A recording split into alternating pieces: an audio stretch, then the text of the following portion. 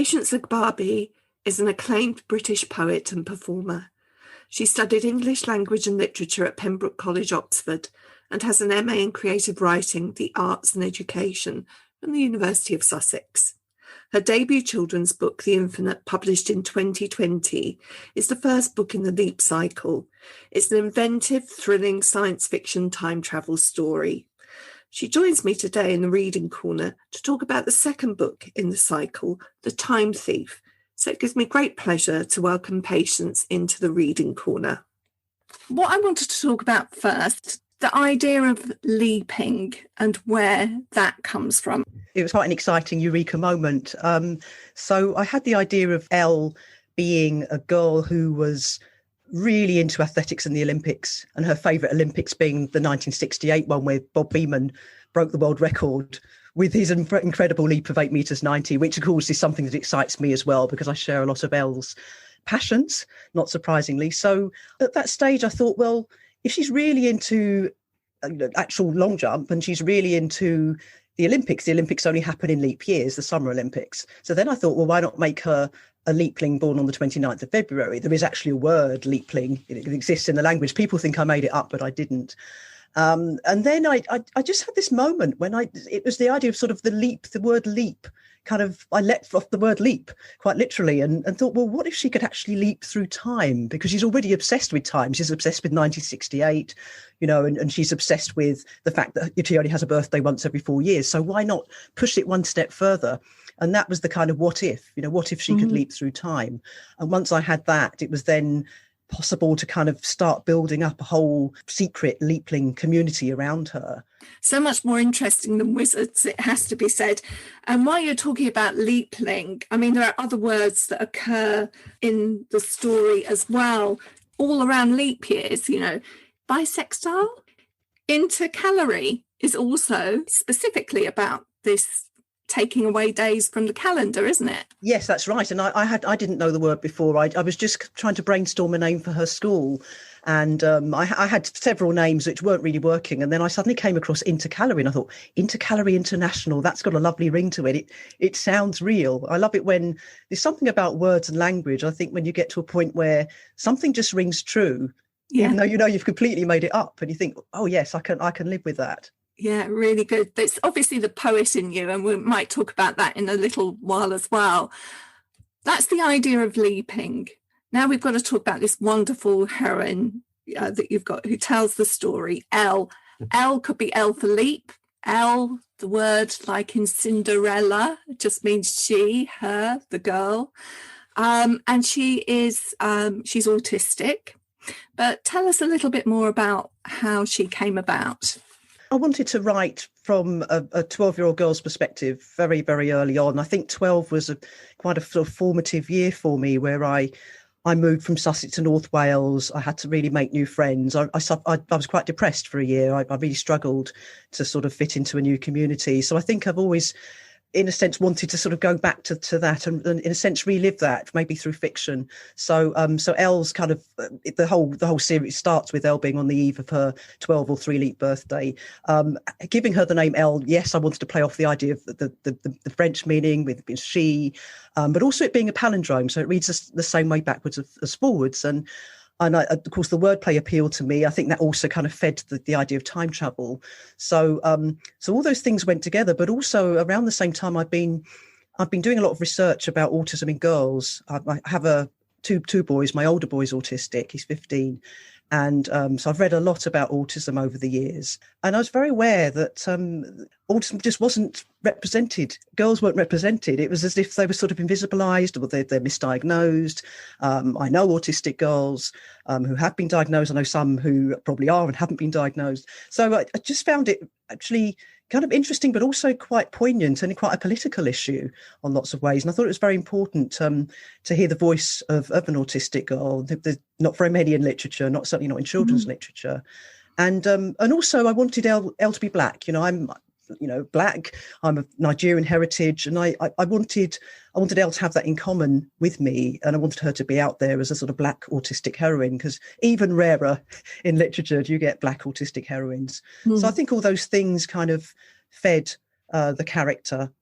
It's very important. Her autism is very important and central, but not necessarily, the book isn't about autism in that sense. It's about many things. And also, I think I sort of built off that and wanted to further look at neurodiversity in the sense that, one of her friends is MC squared and he has ADHD.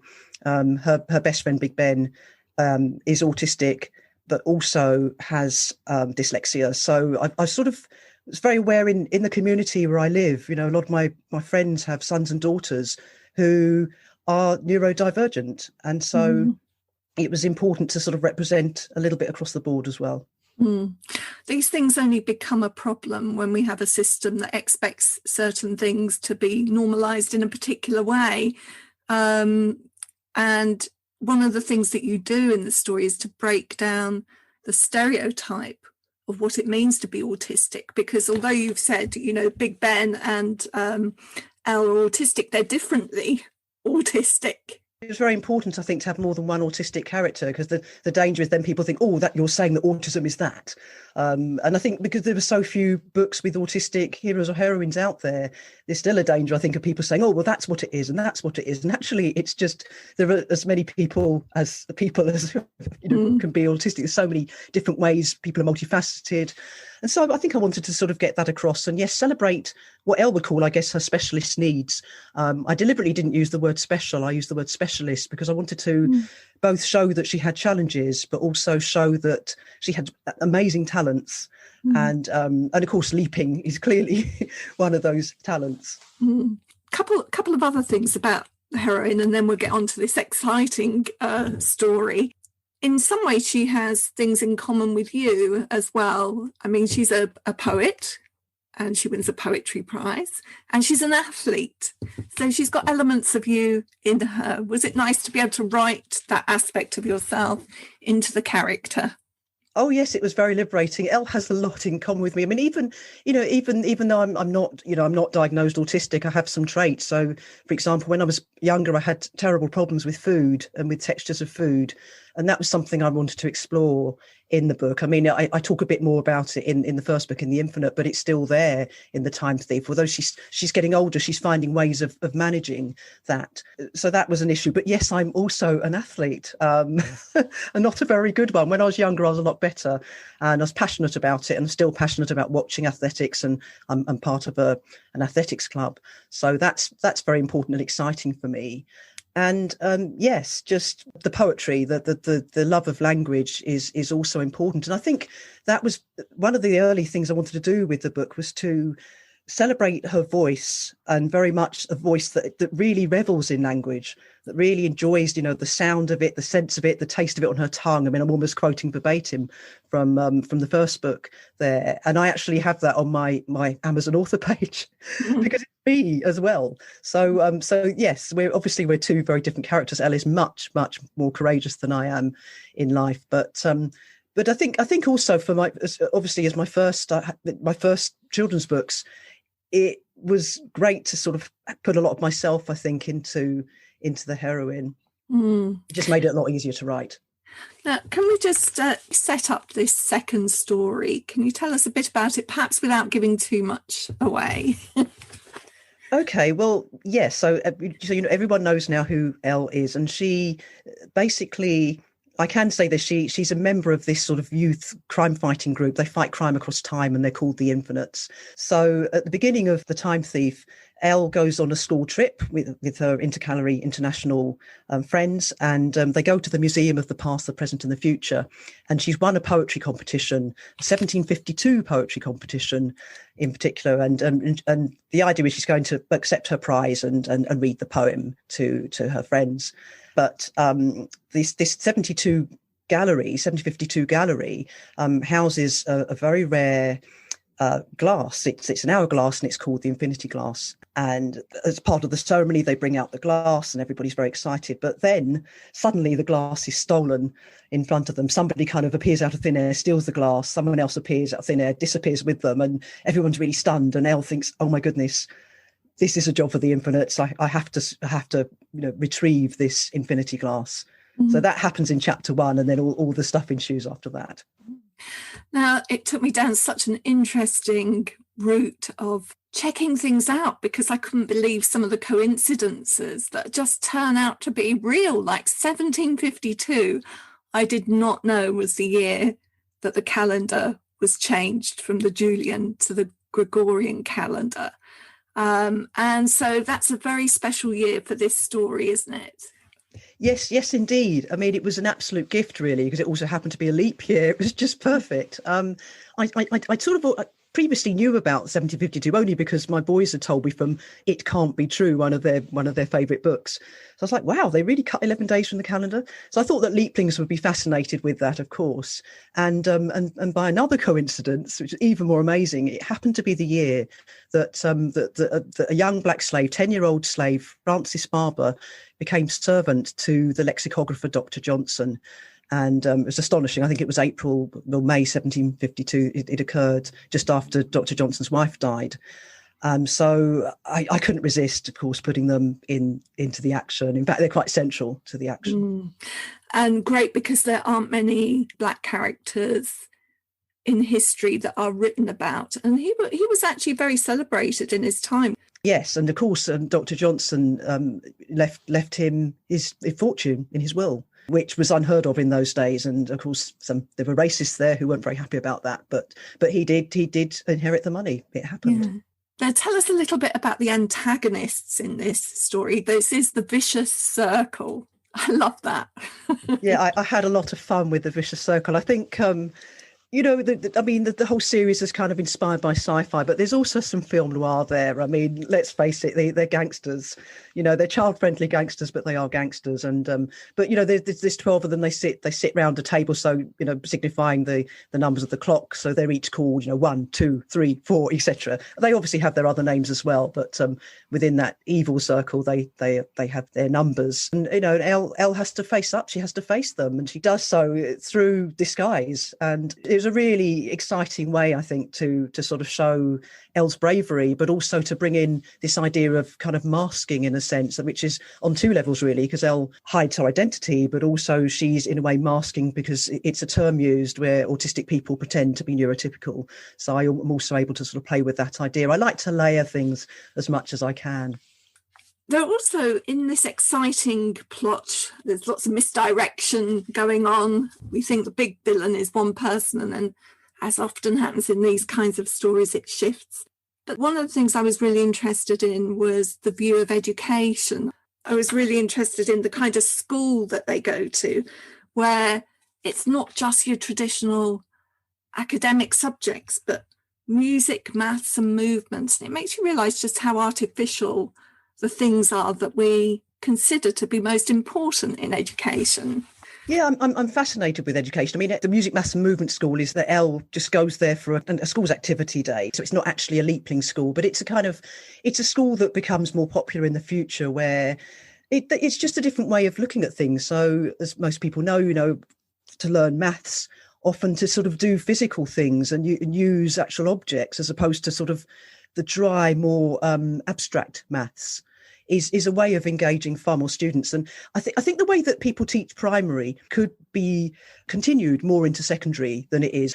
The curriculum, it's still quite old-fashioned. It does force teachers to sort of do this almost, I'd say, lecture style teaching. And I think there's so many other ways, like kinesthetic learning, for example, get people up and about and moving around. I just think there's so many possibilities out there. So it's something I really wanted to explore.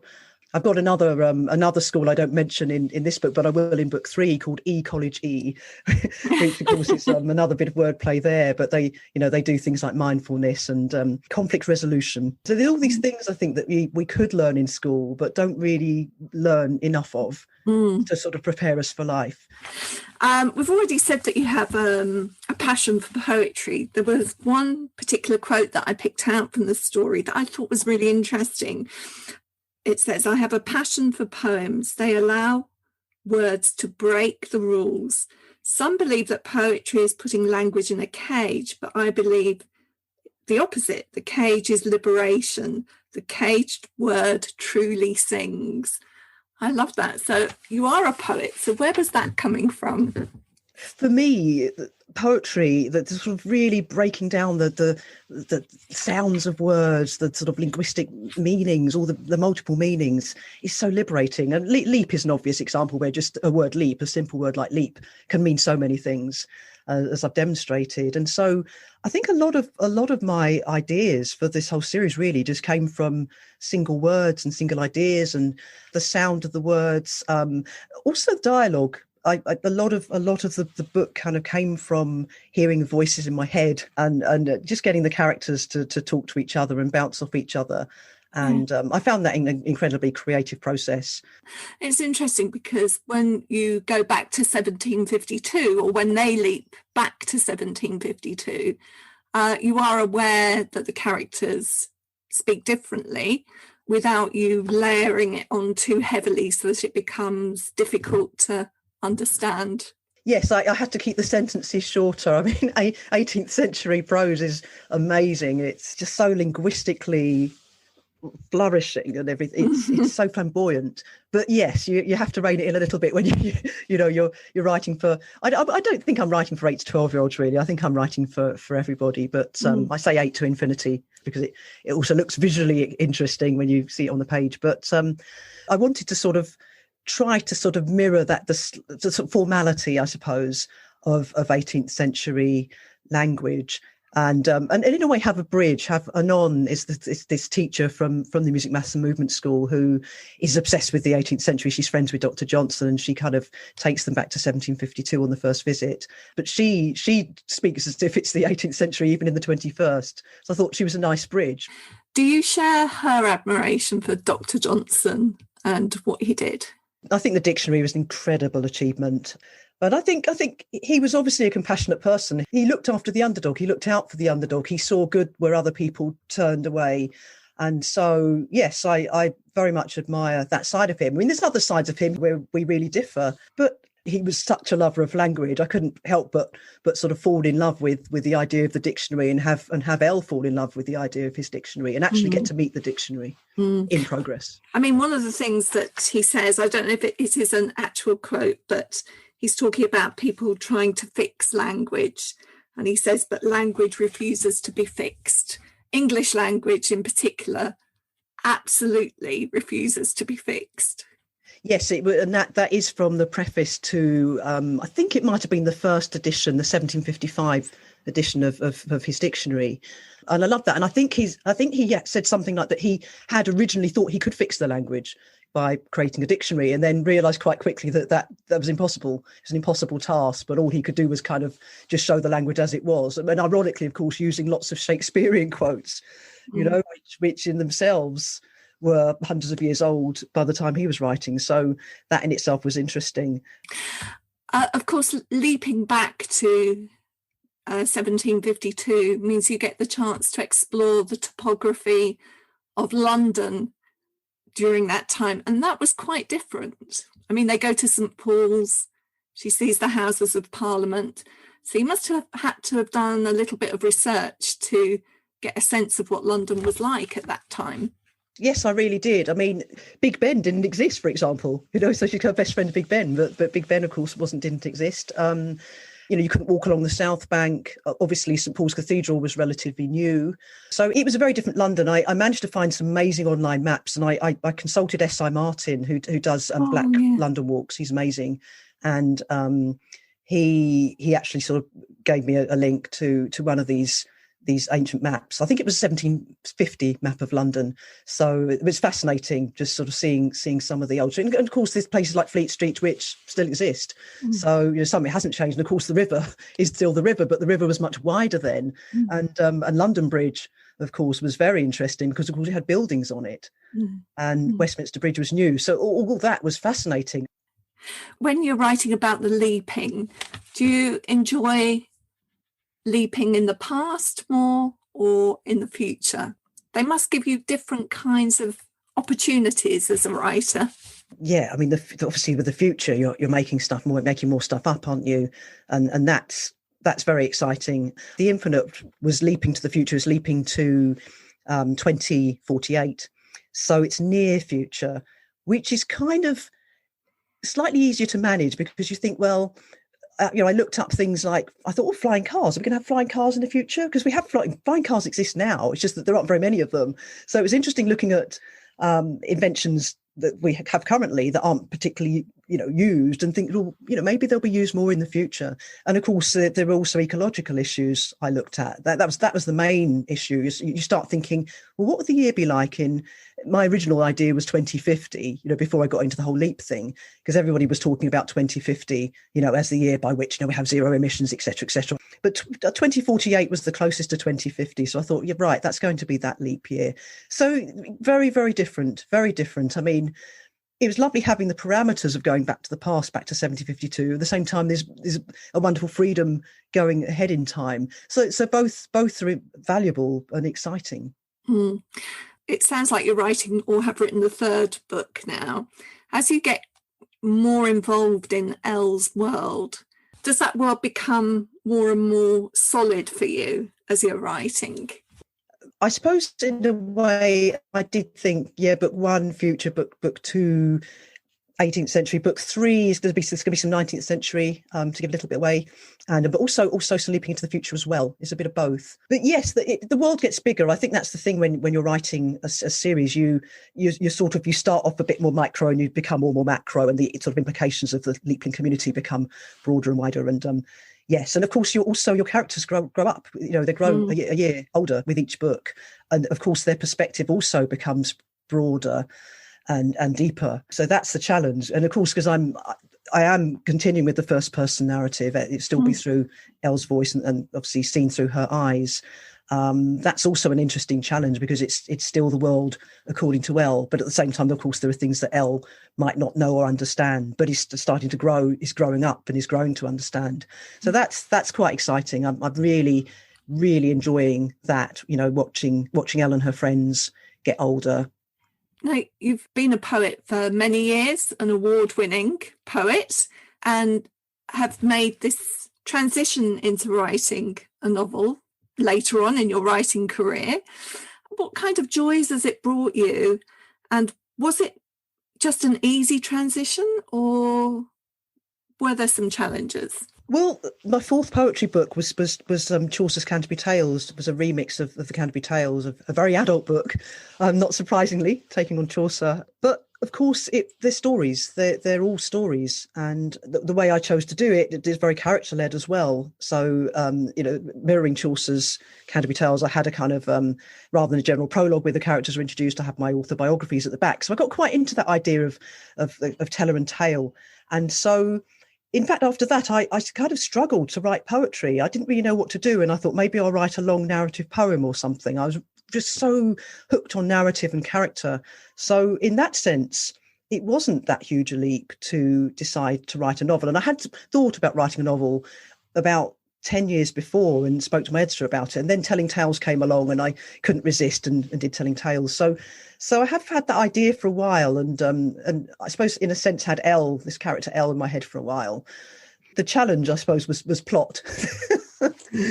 Coming up with my own plot, because of course, when you're doing the Canterbury Tales, I kept the original plots, or I used extracts from plots. Where suddenly to write a brand new book, I had to come up with my own plots, and that was harder. For book one, it was harder. For book two, interestingly, because of the 1752 stuff and the excision of the calendar, it was slightly easier because, in a sense, I already had that. That was absolutely had to be in. So I had that element there already. And you probably guessed, in terms of my poetry, I like working with form. I like having parameters. I find them liberating. And so in a sense, having those parameters for book two made it easy. But yes, for book one, the plot was much more difficult to manage. Yeah, brilliant. Well, I really enjoyed the story. It's given me so much to think about. More than we can possibly fit into half an hour's discussion. I can't wait to read the third book because I've already read the second one. But thank you so much for talking to me today. It's been great. Yeah, thank you, Nikki. It's been great speaking with you too. In the Reading Corner is presented by Nikki Gamble and produced by Alison Hughes. If you have enjoyed this podcast, please do leave a review for us. To find out about other projects, including an audience with events and the Exploring Children's Literature Summer School, visit www.exploringchildrensliterature.uk. Join us again soon in the Reading Corner on your favourite podcast platform.